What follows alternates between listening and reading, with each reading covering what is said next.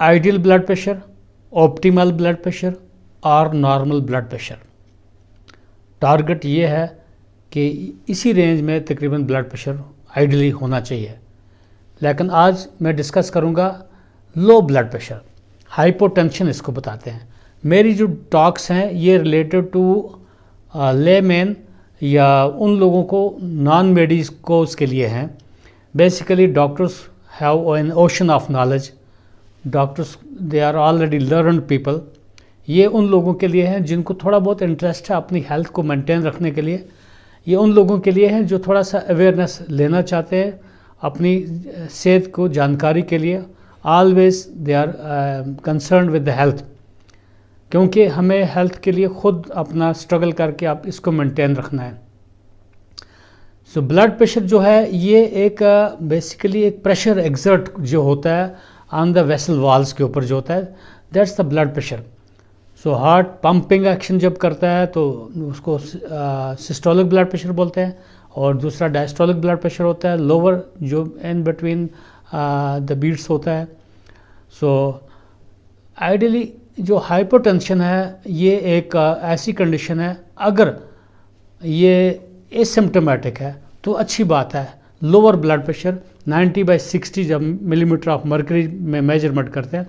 हाँ, lower blood pressure is longer the life unless asymptomatic. अगर symptomatic है तो एवेलुएट करना है, कॉज को ढूंढना है। सो नॉर्मली लोग बॉडी ऑटोमेटिकली ब्लड प्रेशर को मेंटेन रखती है। लेकिन किन कंडीशन से हाइपोटेंशन हो सकता है? कभी कभी ऐसा होता है कि फैमिलियल हाइपोटेंशन होता है, कुंबे के सभी लोगों को ब्लड प्रेशर लोअर साइड पे होता है। ब्लड प्रेशर जो है ये एक वाइटल साइंस है, जैसे पल्स है, ऑक्सीजन सैचुरेशन है, रेस्पिरेटरी रेट है, बॉडी टेम्परेचर है। ये कुछ वाइटल साइंस हैं, ये हमेशा बॉडी में मेंटेन रखने की कोशिश करनी है। ऑटो रेगुलेशन कुछ चीज़ें होती हैं वो भी रहती हैं। नॉर्मल ब्लड प्रेशर एडल्ट्स में है 120/80, आइडियल ब्लड प्रेशर 110/70 रहेगा, ऑप्टिमल ब्लड प्रेशर 120/80 रहना चाहिए।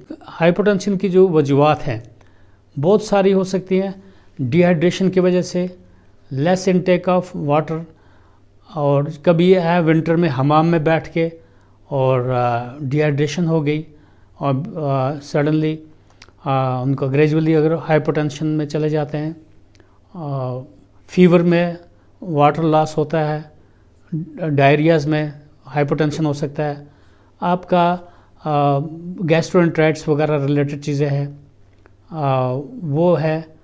उसके अलावा हाइपोटेंशन कुछ मेडिकल काजेस जो हैं, जैसे जीआई ब्लीड हो गया, अचानक अंदर से ब्लीडिंग हो रही है, हाइपोटेंशन में चला जाता है शख्स, और शॉक में लाइक कंडीशन हो जाती है। ऑल्दो जो पल्स होता है, pulse is the most important indicator for detecting hypotension as compared to the blood pressure. Initially blood pressure can be more as compared to the actual insult. For example, in cases of GI bleed, initially blood pressure is slightly increased, then hemoconcentration later on blood pressure can be lower. So hypotension can be because of multiple reasons, especially diarrhea, dysentery, gastroenteritis related things, sepsis, infections can cause these hypotensions. Most important cause of hypotension is less intake of fluids, dehydration, fever, sepsis.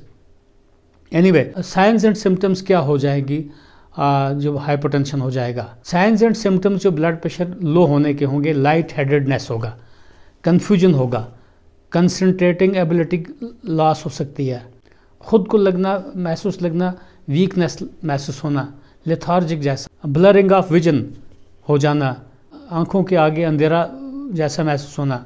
आप ये एक table देख सकते हैं यहाँ पे, low blood pressure से अगर 90/60 मिलीमीटर ऑफ मर्करी अगर क्रॉनिक हाइपोटेंशन है, कुछ खास सिम्टम्स नहीं हो सकती हैं क्योंकि बॉडी कंपनसेट कर रही है। हाँ, आइडियली हम 90/60 जो मिलीमीटर ऑफ मर्करी से अगर कम ब्लड प्रेशर है तो उसको हाइपोटेंशन बोलते हैं। अगर 80/60 है उसमें डिजीनेस या नॉशिया, फीलिंग ऑफ वोमिटिंग जैसे हो सकता है। 80/50 मिलीमीटर ऑफ मर्करी है उसमें फेंटिंग अटैक्स वगैरह हो सकते हैं और टायर्डनेस महसूस होगा। 60/45 मिलीमीटर ऑफ मर्करी जब होगा तो कन्फ्यूजन वगैरह हो सकता है। 60/45 मिलीमीटर ऑफ मर्करी से नीचे अगर ब्लड प्रेशर चला जाएगा तो स्लीपीनेस एंड कन्फ्यूजन होगा। इमीडिएट फर्स्ट एड क्या है, सडन एक्यूट हाइपरटेंशन हो गया, इमीडिएटली क्या फुट एंड को जो है बेड को एलिवेट कर लेना चाहिए और हेड एंड लो रखना चाहिए ताकि ब्लड वापस आ जाए। आपको मैं एक चीज़ बताऊंगा, पेरिफेरल हार्ट, सेंट्रल हार्ट जैसे ये हमारा हार्ट है, पेरिफेरल हार्ट होता है मसल्स गैस्ट्रोक्निमस एंड सोलियस मसल, यहाँ पे मसल्स होती है। इस तरीके से एक्सरसाइज करने से ये पेरिफेरल हार्ट है, ये पंप करता है वापस हार्ट को, ब्लड वापस लाता है हार्ट की तरफ। सो अगर आपका ये कोलैप्स होने का ख़तरा है, इमीडिएटली फुट एंड एलिवेट करना है या ऐसे सांप की तरह बैठना है। उस टाइम क्या होता है, आपका जो ये है फुट एंड एलिवेट करना है, ये एक टांग टेबल पे रख दिया या एक टांग ऐसे बैठ दिया तो उसके ब्लड फ्लो बैक जो है हार्ट की तरफ जाता है और ब्रेन को ब्लड फ्लो जाता है। उस सूरत में हेड एंड लो रखना ज़रूरी है।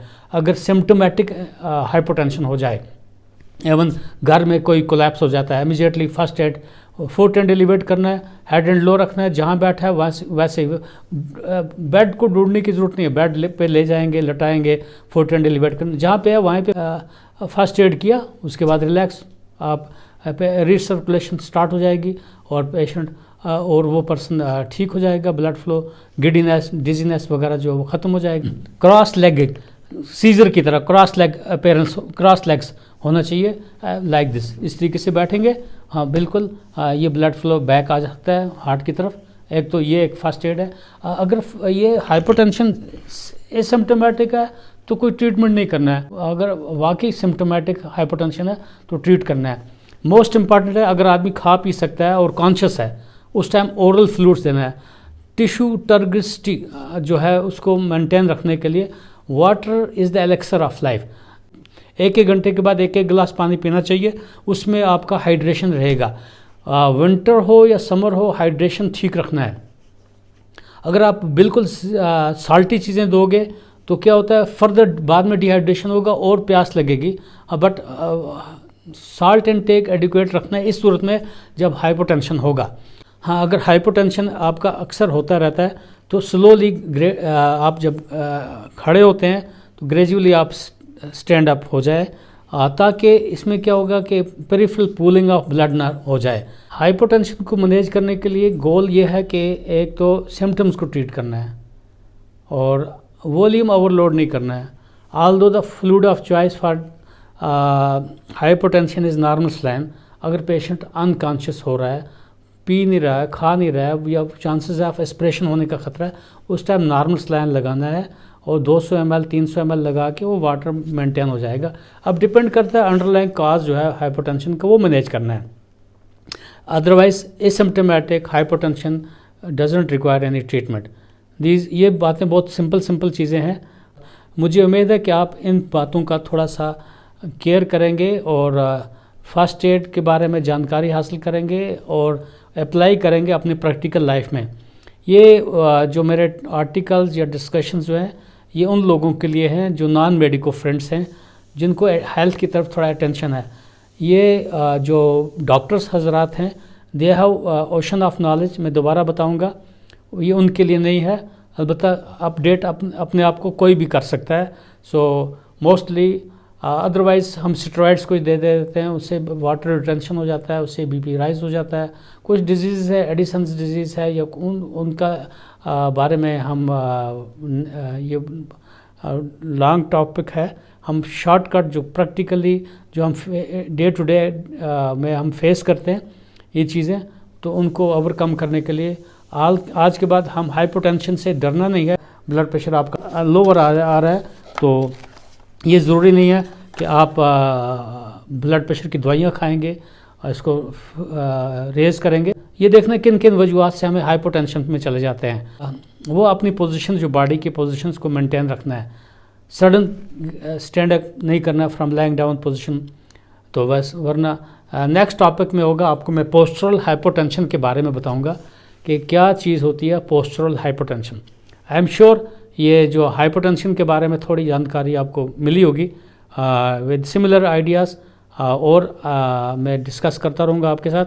Till next, Allah bless you all, खुदा हाफिज़।